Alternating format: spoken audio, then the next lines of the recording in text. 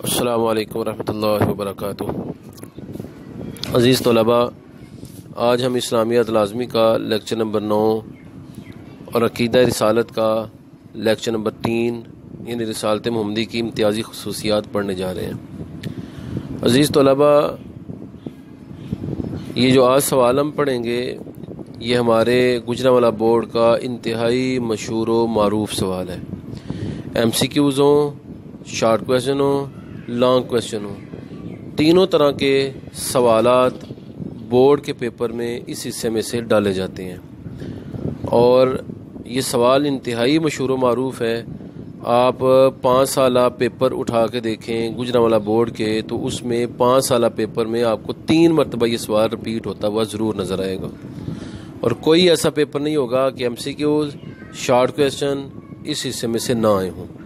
اس لیے جو آج کا ہم عنوان پڑھ رہے ہیں رسالت محمدی کی امتیازی خصوصیات، اس کو بہت اچھے طریقے سے آپ نے تیار کرنا ہے، اور شروع میں رسالت کا معنی مفہوم لکھنے کے بعد اور نبی علیہ السلام کی فضیلت لکھنے کے بعد 3 یا 4 لائنوں میں پھر تمام عنوانات جو ہم پڑھیں گے آپ نے اکٹھے تحریر کر لینے ہیں، پھر ان میں سے ایک عنوان لے کے اس کی وضاحت، اور دوسرا لے کے پھر اس کی وضاحت، تیسرا لے کے اس کی وضاحت، اور ساتھ ساتھ نمبرنگ بھی دینی ہے۔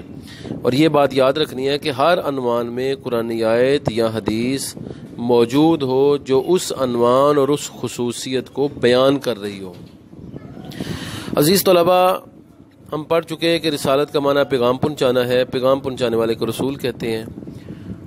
تو نبی کائنات صلی اللہ علیہ وسلم، محمد رسول اللہ صلی اللہ علیہ وسلم، جن کا نام نامی ہے، آپ اللہ کے نبی بھی ہیں اور رسول بھی ہیں، یعنی آپ کو نبوت بھی عطا ہوئی، اور پھر نبوت کے بعد آپ کو رسالت کا منصب بھی اللہ نے عطا فرمایا۔ یہی وجہ ہے کہ 313 یا 315 رسولوں میں آپ کا شمار ہوتا ہے، اور اس کے ساتھ ساتھ جو بڑے اولو العزم پیغمبر ہیں ان میں بھی آپ کا شمار ہوتا ہے۔ اولو العزم 5 پیغمبر ہیں: حضرت ابراہیم علیہ السلام، حضرت موسیٰ علیہ السلام، حضرت عیسیٰ علیہ السلام، حضرت نوح علیہ السلام، اور ہمارے نبی خاتم النبیین حضرت محمد رسول اللہ صلی اللہ علیہ وسلم۔ تو یہ 5 پیغمبر ہیں جو اولو العزم پیغمبر ہیں: حضرت ابراہیم، حضرت موسیٰ علیہ السلام، حضرت عیسیٰ علیہ السلام، حضرت نوح علیہ السلام، اور ہمارے نبی حضرت محمد رسول اللہ صلی اللہ علیہ وسلم۔ تو ہمارے نبی علیہ السلام کا شمار اولو العزم پیغمبروں میں ہوتا ہے۔ اللہ تعالیٰ نے بلا شک و شبہ ہمارے نبی علیہ السلام کو وہ تمام خصوصیات عطا فرمائی تھی جو ہمارے نبی کے آنے سے پہلے تمام پیغمبروں کی شخصیات اور ان کی رسالت کا حصہ تھی۔ جو نبیوں اور رسولوں کو اللہ نے الگ الگ خصوصیات اور کمالات دیے، وہ سارے کمالات ہمارے نبی میں اللہ نے یکجا فرما دیے۔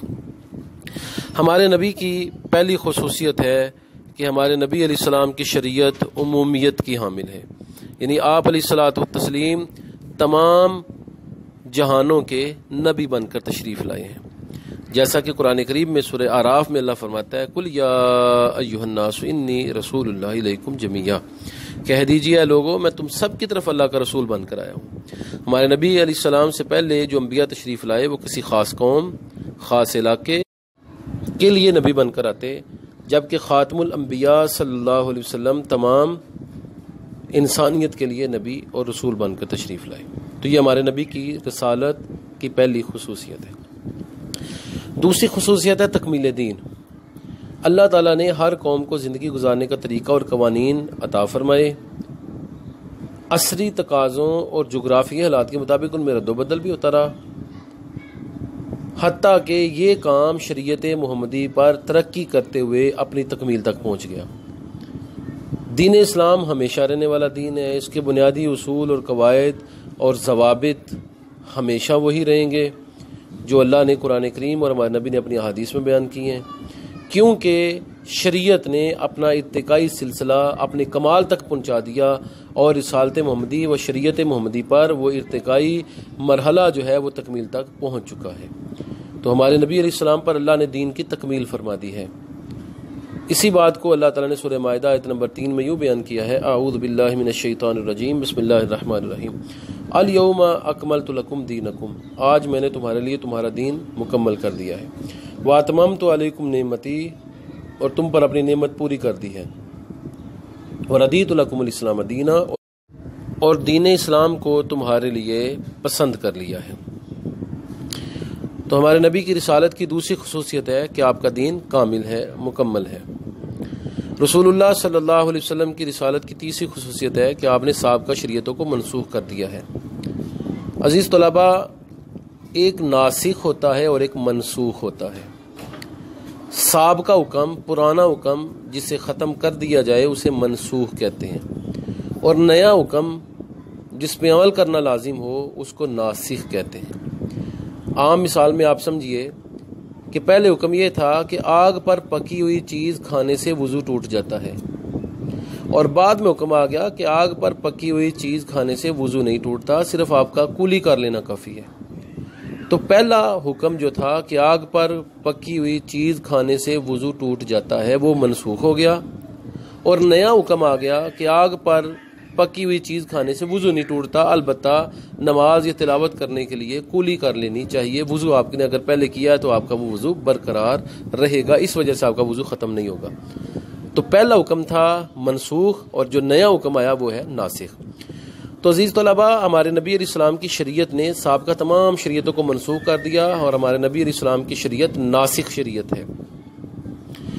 ہمارے نبی کی شریعت پر اب عمل کرنا واجب اور لازم ہے، اور سابقہ تمام دین سچے تھے جو انبیاء لے کر آئے، لیکن اب ان پر عمل نہیں ہوگا۔ دل و جان سے ان پر ایمان لایا جائے گا، لیکن وہ ایک زمانے کے لیے تھے، ہمیشہ کے لیے نہیں تھے۔ اب شریعت محمدی ہمیشہ کے لیے ہے۔ اس کو اللہ یوں بیان کرتا ہے، وَمَن يَبْتَغِ غَيْرَ الْإِسْلَامِ دِينًا فَلَن يُقْبَلَ مِنْهُ، اور جو اسلام کے علاوہ کوئی اور دین تلاش کرے گا تو اسے ہرگز وہ قبول نہیں کیا جائے گا۔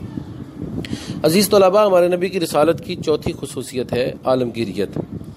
ہمارے نبی سے پہلے جو انبیاء تشریف لائے، حضرت موسیٰ علیہ السلام، حضرت عیسیٰ، حضرت داؤد، سلیمان، حضرت ابراہیم، وہ خاص قوم، خاص علاقے کے لیے اور خاص زمانے کے لیے نبی بن کے آئے۔ ایک نبی کے زمانے کے بعد جب دوسرا نبی آتا تو پہلے نبی کی شریعت منسوخ ہو جاتی، اب اس نبی کی، نئے آنے والے نبی کی شریعت پر عمل ہوتا، جبکہ ہمارے نبی صلی اللہ علیہ وسلم کی شریعت قیامت تک کے تمام زمانوں اور تمام انسانوں کے لیے ہے۔ جیسا کہ اللہ قرآن کریم میں فرماتا ہے، وَمَا أَرْسَلْنَاكَ إِلَّا كَافَّةً لِلنَّاسِ، اور ہم نے آپ کو تمام لوگوں کے لیے بھیجا ہے، بشیر و نذیرہ، خوشخبری دینے والا اور ڈرانے والا بنا کر۔ تو ہمارے نبی علیہ السلام کی شریعت عالمگیریت کی حامل ہے، یعنی ہر زمانے، ہر قوم اور ہر علاقے کے لیے، حتیٰ کہ قیامت تک کے لیے یہی شریعت واجب العمل ہے۔ ہمہ گیری، ہمارے نبی کی شریعت میں یہ خوبی ہے کہ یہ نظریات پر ہی مشتمل نہیں ہے، بلکہ اس کا تعلق عمل کے ساتھ بھی ہے۔ آئلی زندگی ہو یا سیاسی زندگی ہو، بچوں کے ساتھ حسن سلوک ہو یا بڑوں کا احترام ہو، امن کا معاملہ ہو یا جنگ کا زمانہ ہو، عبادات ہوں، معاملات ہوں، قرابت کے تعلقات ہوں، ہمسائیگی کے تعلقات ہوں، زندگی کا کوئی بھی ایسا پہلو نہیں ہے کہ جس پر ہمارے نبی کی سیرت سے عملی نمونہ نہ ملتا ہو۔ یعنی ہمارے نبی نے جو کہا سو کر کے دکھایا۔ یہی شریعت محمدی کی خوبی ہے کہ شریعت محمدی ہمہ گیری کی حامل ہے، یعنی حضور کی تعلیمات نظری نہیں ہیں بلکہ عملی ہیں، جو کہا سو کر کے دکھایا۔ اسی بات کو اللہ نے سورہ احزاب میں بیان کیا، لَقَدْ كَانَ لَكُمْ فِي رَسُولِ اللَّهِ أُسْوَةٌ حَسَنَةٌ، تحقیق تمہارے لیے رسول اللہ کی زندگی میں بہترین نمونہ ہے۔ عزیز طلباء، رسالت محمدی کی چھٹی خصوصیت ہے جامعیت، یعنی اللہ نے جو کتاب اور شریعت ہمارے نبی کو عطا فرمائی اس میں تمام علوم جمع فرما دیے، زندگی بھر کے تمام مسائل جو انسان کو پیش آ سکتے ہیں ان کی وضاحت کر دی، اور ہمارے نبی کی سیرت مبارکہ بھی جامع ہے، زندگی کے ہر شعبے کے متعلق رہنمائی کرتی ہے، ہر زمانے کے انسان کے لیے رہنمائی کا سامان اس کے اندر موجود ہے۔ جیسا کہ قرآن کریم میں ولا رطب ولا یابس الا فی کتاب مبین، خشک اور تر کوئی ایسی چیز نہیں ہے جو کتاب مبین میں نہ ہو۔ ہمارے نبی کی رسالت کی خصوصیت ہے کہ آپ کی کتاب محفوظ ہے۔ سابقہ انبیاء پر بھی کتابیں نازل ہوئیں، صحیفے نازل ہوئے، لیکن زمانے کے ساتھ ساتھ وہ ناپید ہوتے گئے، کچھ کتابوں کے اندر تحریف ہو گئی، جس طرح تورات، زبور، انجیل اور باقی صحائف کے اندر، کیونکہ ان کتابوں کی حفاظت کی ذمہ داری ان قوموں کی تھی، جبکہ قرآن کریم اللہ تعالیٰ نے اپنے آخری نبی پر نازل فرمایا اور اس کی حفاظت کی ذمہ داری خود اپنے ذمے لی۔ یہی وجہ ہے کہ 1450 سال ہونے کو ہیں قرآن کریم کے نزول کی، لیکن قرآن کریم میں کسی قسم کی کوئی کمی بیشی آج تک نہیں ہو سکی۔ یہ وہ واحد دنیا کی کتاب ہے جو محفوظ ہے، تحریف سے، تبدیلی سے پاک ہے۔ اور پاک کیوں نہ ہو کہ اللہ نے اس کی ذمہ داری لی ہے۔ سورہ حجر آیت نمبر 9 میں اللہ فرماتا ہے انا نحن نزلنا الذکر وانا لہ لحافظون، یہ نصیحت ہم نے نازل کی اور ہم خود اس کے محافظ ہیں۔ تو اس حوالے سے یہ آیت بھی آتی ہے، اس کا ترجمہ کریں، اور یہ بھی آتا ہے کہ حفاظت قرآن کا ذکر کس صورت میں ہے، سورہ حجر آیت نمبر 9 میں ہے، اور تکمیل دین کا ذکر سورہ مائدہ کی آیت نمبر 3 میں ہے۔ ہمارے نبی صلی اللہ علیہ وسلم کا اسوہ حسنہ جو ہے وہ ہمارے لیے نمونہ ہے، اس کا ذکر کس صورت میں ہے، سورہ احزاب آیت نمبر 21 میں ہے۔ دین اسلامی واجب العمل ہے، باقی شریعتیں منسوخ ہیں، اس کا ذکر سورہ آل عمران میں ہے۔ اور ہمارے نبی تمام جہان کے لیے نبی بن کر آئے ہیں، اس کا ذکر سورہ اعراف آیت نمبر 158 میں ہے۔ تو ہمارے نبی کی رسالت کی 7ویں خصوصیت تھی آپ کی کتاب محفوظ ہے۔ 8ویں خصوصیت ہے کہ آپ کی سنت اور حدیث بھی محفوظ ہے۔ سابقہ انبیاء کی کتابیں محفوظ نہیں رہیں تو ان سیرت اور احادیث اور اقوال کیسے محفوظ رہتے، جبکہ نبی علیہ الصلوۃ والتسلیم کی کتاب محفوظ ہے، اور نبی علیہ الصلوۃ والتسلیم کی شریعت اور آپ علیہ السلام کے اقوال، افعال، اعمال اور آپ علیہ السلام کی سیرت کا گوشہ گوشہ محفوظ ہے۔ تو جس طرح سابقہ انبیاء کی کتابیں محفوظ نہیں رہیں، اسی طرح صحابہ انبیاء کی سیرت بھی محفوظ نہیں رہی۔ ہمارے نبی علیہ السلام کی کتاب محفوظ ہے لائی ہوئی، اور آپ کی شریعت اور آپ کا طریقہ اور سیرت مبارکہ بھی محفوظ ہے۔ عزیز طلباء، یہ یاد رکھیے کہ نبی علیہ السلام کی سیرت کیونکہ انسانیت کی رہنمائی کے لیے عملی نمونے رکھتی ہے، اس لیے اللہ تعالیٰ نے سیرت محمدی کی حفاظت کا خاص اہتمام فرمایا۔ شریعت محمدی کی وضاحت، قرآن کریم کی تفسیر، اسلامی احکامات کے مسائل کی تفصیل، کیونکہ نبی علیہ السلام کی سیرت مبارکہ تھی اور آپ کے اقوال تھے، اس لیے اللہ تعالیٰ نے جس طرح قرآن کریم کی حفاظت کا انتظام فرمایا، اسی طرح احادیث کی حفاظت کا بھی انتظام کیا، کیونکہ قرآن کریم قیامت تک کے تمام انسانوں کے لیے رہنمائی کا ذریعہ ہے، اور قرآن کی صحیح تفسیر اور صحیح تشریح حدیث میں ہے۔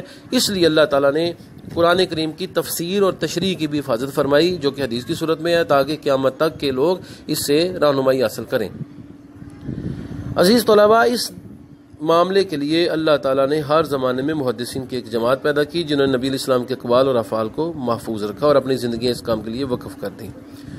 تو نبی علیہ الصلوۃ والتسلیم کی شریعت کی کیونکہ وضاحت آپ کی حدیث کے اندر ہے، اور آپ کی کتاب کی تشریح کیونکہ آپ کی حدیث ہے اور آپ کی سیرت مبارکہ ہے، اس لیے اللہ تعالیٰ نے نبی علیہ السلام کی آپ کی شریعت کو محفوظ رکھنے کے ساتھ ساتھ آپ کی سیرت کو بھی محفوظ رکھا، تاکہ قیامت تک کے لوگ اس سے رہنمائی حاصل کر سکیں۔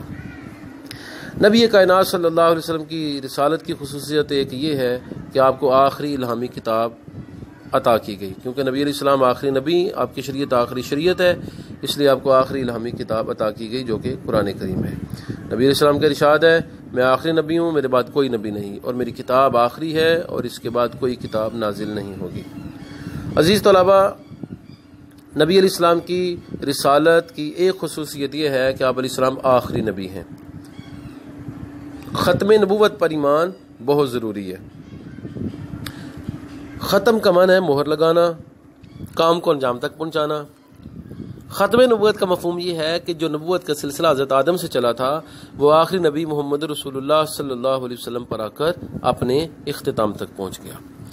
اس حوالے سے قرآن کریم میں سورہ احزاب آیت نمبر 40 میں اللہ فرماتا ہے، ما کان محمد ابا احد من رجالکم، محمد تم مردوں میں سے کسی کے باپ نہیں ہیں، ولکن رسول اللہ و خاتم النبیین، لیکن وہ اللہ کے رسول اور آخری نبی ہیں۔ نبی علیہ السلام کی احادیث بھی ختم نبوت کے متعلق موجود ہیں۔ رسول اللہ نے فرمایا، انا خاتم النبیین لا نبی بعدی، میں آخری نبی، میرے بعد کوئی نبی نہیں ہوگا۔ ایک حدیث میں ہے، انا آخر الانبیاء وانتم آخر الامم، میں آخری نبی ہوں اور تم آخری امت ہو، میرے بعد کوئی نبی نہیں اور تمہارے بعد کوئی امت نہیں ہوگی، کیونکہ نبی نہیں آنا تو نئی امت نہیں بنے گی۔ ایک حدیث میں فرمایا، انا عاقب الذی لیس بعدہ نبی، میں عاقب ہوں، یعنی وہ کہ جس کے بعد کوئی نبی نہیں آئے گا۔ ایک مرتبہ فرمایا میری اور مجھ سے پہلے تشریف لانے والے انبیاء کی مثال اس شخص جیسی ہے جس نے عمارت تعمیر کی ہو، بڑی خوبصورت عمارت ہو، مگر اس میں ایک اینٹ کی جگہ خالی چھوڑ دی ہو، اور وہ اینٹ میں ہوں، میرے آنے سے نبوت مکمل ہو گئی، میرے آنے سے وہ عمارت بھی مکمل ہو گئی۔ اور مسلم کی حدیث میں ہے میں آیا تو نبوت کا سلسلہ ختم کر دیا گیا۔ ایک حدیث کے اندر ہے کہ بنی اسرائیل میں یعنی حضرت موسیٰ اور حضرت عیسیٰ کی قوم میں ایک نبی آتا تو اس کے وصال کے بعد دوسرے نبی کو اس کا جانشین بنا دیا جاتا، مگر میرے بعد کوئی نبی نہیں ہوگا۔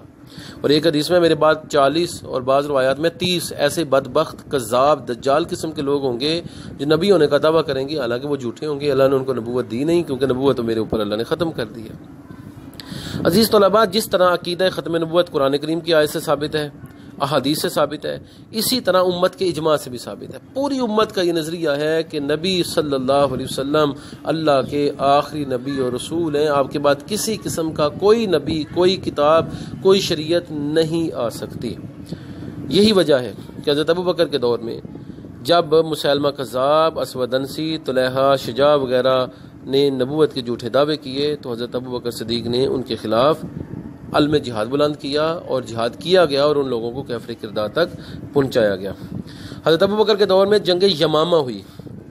جنگ یمامہ میں مسیلمہ کذاب کے خلاف یہ جنگ لڑی گئی، اور یہ جنگ کن لوگوں کے خلاف تھی؟ ان لوگوں کے خلاف جو مسیلمہ کذاب کو نبی مانتے تھے، کیونکہ سیدنا ابوبکر اور جمیع صحابہ اور پوری امت کا یہ نظریہ تھا کہ حضرت محمد رسول اللہ خاتم النبیین یعنی آخری نبی ہیں، اس لیے آپ کے بعد جو نبوت کا دعویٰ کرے گا وہ جھوٹا ہوگا۔ تو حضرت ابوبکر صدیق نے مسیلمہ کذاب کو جھوٹا کذاب دجال سمجھتے ہوئے اس کے ساتھ جہاد کیا تھا۔ اس سے معلوم ہوا ہمارے نبی کے بعد جو بھی نبوت کا دعویٰ کرے گا وہ جھوٹا ہوگا۔ یہی وجہ ہے کہ ہم قادیانیوں کو بھی کافر مانتے ہیں، اور ہمارا قرآن بھی کہتا ہے کہ وہ دار اسلام سے خارج ہیں، اور احادیث بھی اس حوالے سے بکثرت موجود ہیں۔ حضرت ابوبکر صدیق کے دور میں بعض لوگوں نے نبوت کے دعوے کیے، مسیلمہ کذاب، طلحہ، اسود عنسی، اسی طرح شجاع بنت حارث ایک عورت تھی، اس نے بھی نبوت کا دعویٰ کیا۔ ان میں سے بعض لوگوں نے توبہ کر لی اور بعض لوگ جو ہیں وہ اپنے انجام تک پہنچے۔ تو عزیز طلباء، عقیدہ ختم نبوت کے حوالے سے سوال آتا ہے کہ قرآن آیت لکھیں تو سورہ احزاب کے نمبر 40 اس کا ترجمہ آپ نے لکھنا ہے، احادیث لکھیں تو نبوت کے محل کی مثال ہم نے پڑھی ہے، اور ہمارے نبی آخری نبی ہیں، ہم آخری امت ہیں، اور اس کے علاوہ نبی علیہ السلام نے فرمایا کہ میں آخری نبی ہوں، میرے بعد کوئی نبی نہیں ہوگا۔ تو ان احادیث میں سے احادیث آپ سوال کے جواب میں لکھ سکتے ہیں۔ سوال آتا ہے ختم نبوت پر ایک حدیث لکھیں، اسی طرح سوال آتا ہے ختم نبوت والی آیت کا ترجمہ لکھیں، اسی طرح سوال آتا ہے عقیدہ ختم نبوت کتنے قسم کے دلائل سے ثابت ہے؟ 3 طرح کے دلائل سے، قرآن سے، حدیث سے اور اجماع امت سے۔ عقیدہ ختم نبوت عقلی دلائل سے بھی عزیز طلباء ثابت ہے۔ عقل بھی کہتی ہے کہ رسول کائنات صلی اللہ علیہ وسلم آخری نبی اور رسول ہیں، کیونکہ رسول کی ضرورت کب محسوس ہوتی تھی؟ رسول کی ضرورت تب محسوس ہوتی تھی جب ایک قوم میں نبی نہ آیا ہوتا تو اللہ اس قوم میں نبی بھیجتا۔ جب کسی نبی کی تعلیمات کو بلا دیا جاتا تو اللہ تعالیٰ اس نبی کی تعلیمات کو اجاگر کرنے کے لیے اور کتاب میں جو تعریف ہو گئی ہوتی اس کو واضح کرنے کے لیے اور صحیح احکامات پہنچانے کے لیے اللہ تعالیٰ نبی کو بھیجتا۔